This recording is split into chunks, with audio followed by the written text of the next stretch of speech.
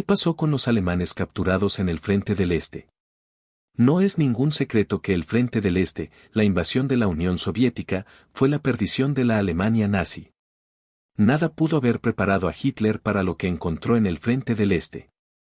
El crudo invierno, la disciplina soviética y la feroz actividad de los partisanos hicieron que cualquier avance hacia Moscú fuera una ordalía. Los soldados nazis murieron por miles debido al hambre, el frío y los numerosos enfrentamientos y trampas tendidas por los partisanos soviéticos. Pero incluso estas muertes se volvieron preferibles a lo que los soviéticos hicieron con los alemanes capturados. Estos hombres y mujeres soviéticos buscaban una oportunidad para vengarse de los alemanes por todas las atrocidades cometidas durante la invasión de la Unión Soviética. Operación Barbarroja. A lo largo de la Operación Barbarroja, Hitler había ordenado a sus soldados liquidar a todos los llamados bolcheviques y a cualquiera que pudiera considerarse su aliado o cómplice del ejército alemán. La orden era que todos los pueblos eslavos debían ser eliminados.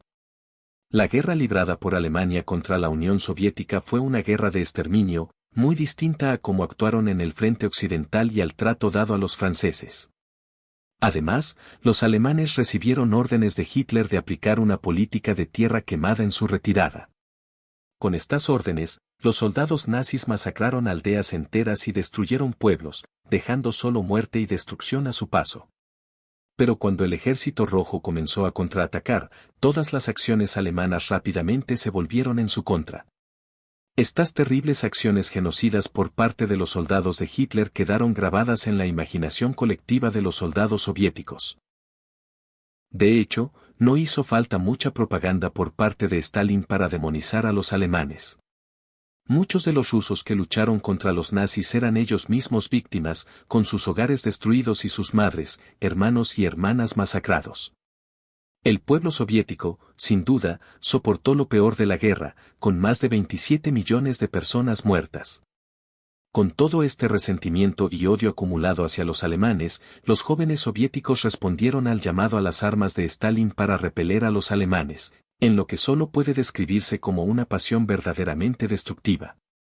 Stalin también ordenó al Ejército Rojo iniciar una política de tierra quemada para negar a los alemanes y sus aliados suministros básicos mientras avanzaban hacia el este. Para llevar a cabo esta orden, se formaron batallones de destrucción en las zonas del frente, con autoridad para ejecutar sumariamente a cualquier persona sospechosa. Estos batallones quemaron aldeas, escuelas y edificios públicos. Como parte de esta política, el Ejército Rojo y la Policía Secreta Soviética masacraron a miles de prisioneros antisoviéticos. Prisioneros de guerra. La Policía Secreta Soviética estaba a cargo de los prisioneros de guerra. Ellos eran responsables de trasladarlos desde la línea del frente, donde eran capturados, hasta los campos de prisioneros en el interior de Rusia. Pero como la mayoría de los transportes se usaban para el esfuerzo bélico, la policía secreta de Stalin decidió ahorrar recursos haciendo que los prisioneros marcharan a través de las estepas rusas congeladas. En Ucrania y el oeste de Bielorrusia, 60.000 prisioneros fueron forzados a evacuar a pie. Los registros oficiales soviéticos muestran que 9.800 fueron ejecutados en prisiones, 1.443 fueron ejecutados durante la evacuación, 59 murieron por intentar escapar, 23 fueron asesinados por bombas alemanas y 1.057 murieron por otras causas. No todos estos prisioneros eran alemanes. Muchos eran prisioneros políticos capturados antes de que comenzara la guerra. En total, la Unión Soviética mató a casi 1 millón de nazis capturados, de los 90.000 capturados en la batalla de Stalingrado, la más sangrienta de toda la campaña. Solo 5.000 alemanes tuvieron la suerte de ser enviados de vuelta a su país con vida. La clave para entender esta masacre radica en que las autoridades soviéticas no castigaban, y a veces incluso alentaban, la brutalidad contra los prisioneros alemanes. No estaban cometiendo crímenes de guerra ni violando tratados internacionales, sino que apenas estaban haciendo un servicio a la patria al eliminar a los cerdos fascistas de la tierra. Con el avance de la guerra, la administración política del Ejército Rojo intentó limitar la práctica de matar prisioneros, ya que podían ser valiosas fuentes de inteligencia contra el enemigo. Pero sus esfuerzos fueron inútiles. En la batalla, los soldados y comandantes del Ejército Rojo no se molestaban en capturar soldados y oficiales. Hay casos conocidos de cautivos que fueron estrangulados y apuñalados hasta la muerte con cuchillos o bayonetas. Al ver que no podían detener a sus soldados de asesinar a los alemanes capturados, el Ejército Rojo optó por un enfoque administrativo, pidiendo a los oficiales que al menos hicieran un inventario de las armas y pertenencias personales tomadas de los nazis muertos. Leningrado y Stalingrado, crueldad nazi y derramamiento de sangre. Los alemanes atacaron Leningrado en agosto de 1941. Los meses siguientes serían conocidos en los libros de historia soviéticos como los meses negros. 400.000 residentes de Leningrado trabajaron en la construcción de fortificaciones para la ciudad, mientras que 160.000 se unieron a las filas del Ejército Rojo. Se formaron batallones de trabajadores y hasta unidades de escolares en toda la ciudad, que se unieron a cavar trincheras para defenderla. El 7 de septiembre, la 20ª División Motorizada Alemana tomó la ciudad de Schüsselburg, cortando todas las rutas terrestres hacia Leningrado. Los alemanes cortaron los ferrocarriles a Moscú y capturaron el ferrocarril a Murmansk con la ayuda de los finlandeses, iniciando un asedio que duraría más de 2 años. El asedio se convirtió en uno de los más largos y destructivos de la historia, y posiblemente el más costoso en términos de víctimas. Se estima que 1.5 millones de personas murieron debido al asedio, en lo que efectivamente fue un genocidio perpetrado por el ejército alemán. Cuando Hitler estuvo seguro de que no quedaban caminos abiertos hacia o desde Leningrado, ordenó la destrucción final de la ciudad, sin tomar prisioneros. El 9 de septiembre comenzó el asalto final. En 10 días, los alemanes avanzaron a 11 kilómetros de la ciudad. Sin embargo, el avance en los últimos kilómetros fue muy lento y las bajas aumentaron. Hitler, ya sin paciencia, ordenó que Leningrado no fuera tomada por asalto, sino que se rindiera por inanición. El grupo de ejército centro permaneció estático y fue sometido a numerosos contraataques soviéticos, en particular la ofensiva de Yelnya, en la que los alemanes sufrieron su primera gran derrota táctica desde que comenzó la invasión. Esta victoria del Ejército Rojo también proporcionó un impulso importante a la moral soviética. Estos ataques llevaron a Hitler a concentrar su atención nuevamente en el grupo de ejército centro y su avance hacia Moscú. Los alemanes ordenaron a las tercera y cuarta armadas Panzer que abandonaran el asedio de Leningrado y apoyaran al grupo de ejército centro en su ataque a Moscú. Las tropas soviéticas, muchas de las cuales tenían amigos y familiares en Leningrado, no estaban dispuestas a dejar que los alemanes se salieran con la suya. Hay innumerables historias de valentía en la lucha contra los nazis durante este tiempo. Uno de estos héroes de la Unión Soviética fue Emir Lumanov, un teniente mayor de Crimea en el Ejército Rojo. Como hablaba alemán, fue enviado en una misión el 20 de julio de 1941, donde se disfrazó con un uniforme militar nazi, fingiendo ser un oficial al mando revisando una unidad. Todos los miembros de la unidad dejaron sus armas a un lado para presentar sus documentos de identificación a Lumanov, solo para que él tomara a toda la compañía como prisioneros de guerra.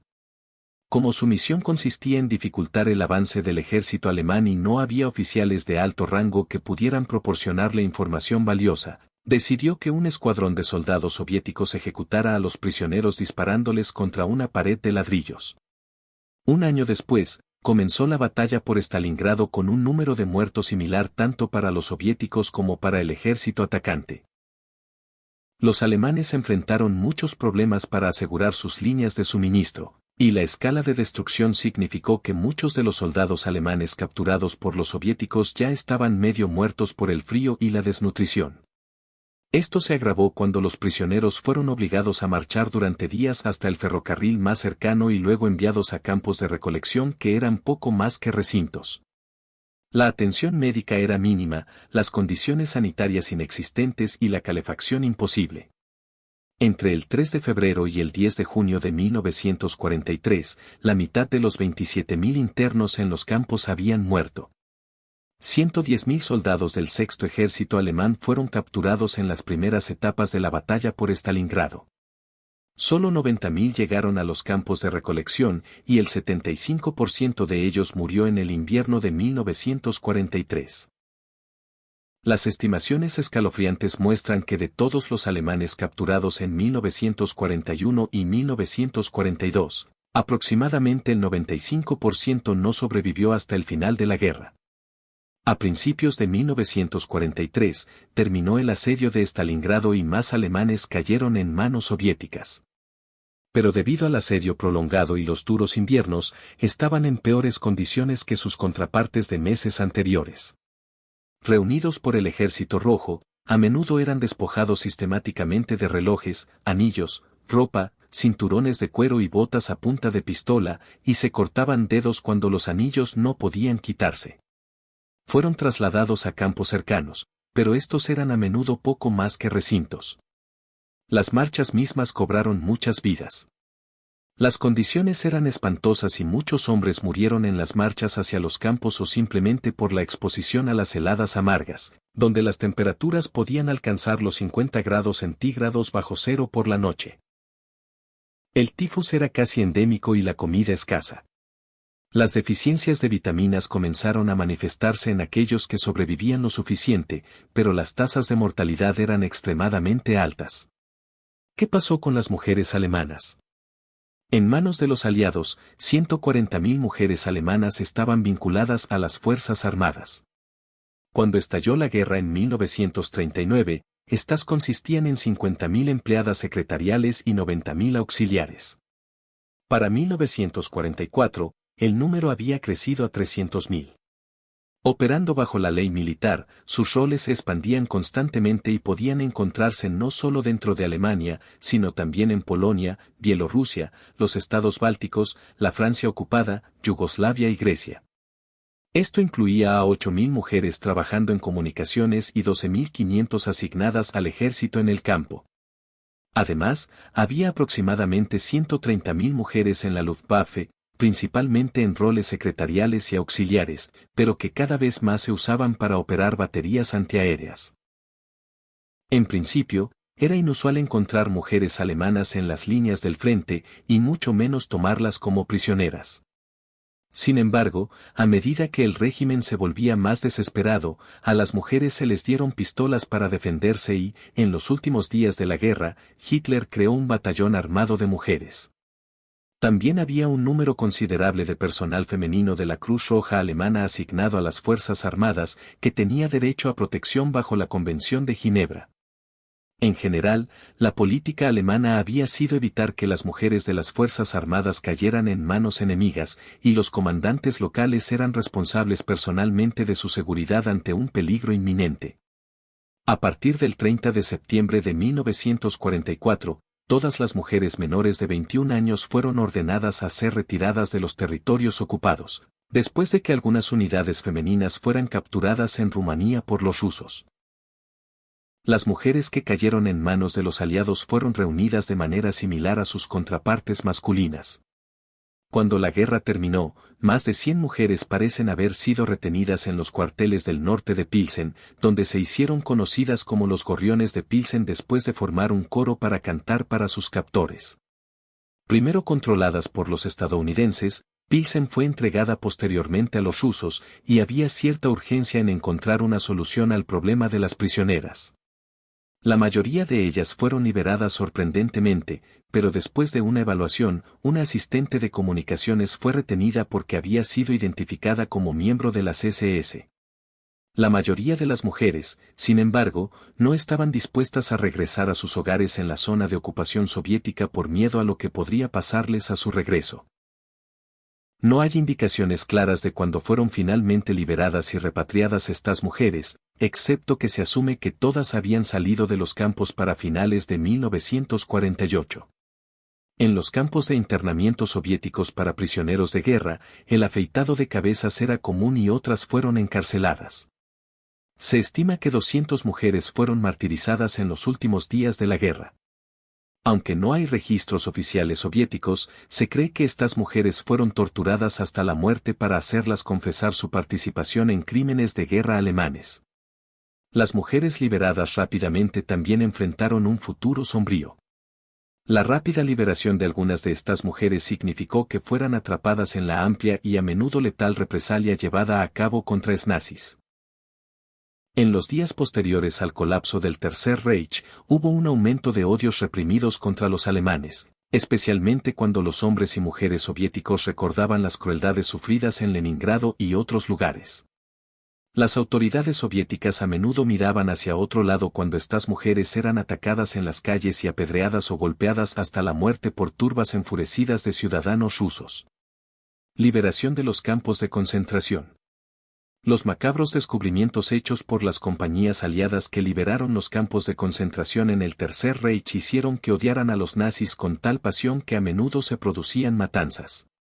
El teniente coronel Felix L. Sparks, comandante del batallón del 157º Regimiento de Infantería dentro de la 45ª División de Infantería del 7º Ejército de los Estados Unidos, documentó un incidente fatídico que ocurrió el mismo día de la liberación de Dachau. Sparks observó cómo aproximadamente 50 prisioneros alemanes tomados por el 157º Regimiento de Infantería fueron conducidos a un espacio previamente designado para el almacenamiento de carbón. La región presentaba un espacio parcialmente cerrado definido por una pared de mampostería en forma de L, de aproximadamente 8 pies de altura, adyacente a un hospital. Un equipo de ametralladoras de la compañía y vigilaba a los prisioneros de guerra alemanes. Sparks se alejó de esos hombres, dirigiéndose al corazón del campo donde los soldados de las SS permanecían inflexibles. Tras recorrer solo una breve distancia, la voz de un soldado gritó: «Están intentando escapar». Casi de inmediato, el sonido agudo de disparos de ametralladora estalló desde la zona que acababa de dejar. Corrió de vuelta y dio una patada a un soldado de 19 años conocido como Ojo de Pájaro, que operaba la ametralladora y ya había matado a unos 12 prisioneros, hiriendo a varios más. El artillero, abrumado por la emoción, relató el momento angustiante en que los prisioneros intentaron huir. Sparks expresó escepticismo sobre la narrativa. Asignó a un suboficial al arma antes de continuar su camino hacia el corazón del campo. Sparks afirmó además que el incidente en cuestión había generado una serie de afirmaciones sensacionalistas en numerosas publicaciones, sugiriendo que un número significativo, si no todos, los prisioneros alemanes tomados en Dachau fueron ejecutados. La realidad es todo lo contrario. Ese día, el número total de guardias alemanes muertos en Dachau probablemente no superó los 50, siendo 30 una estimación más precisa.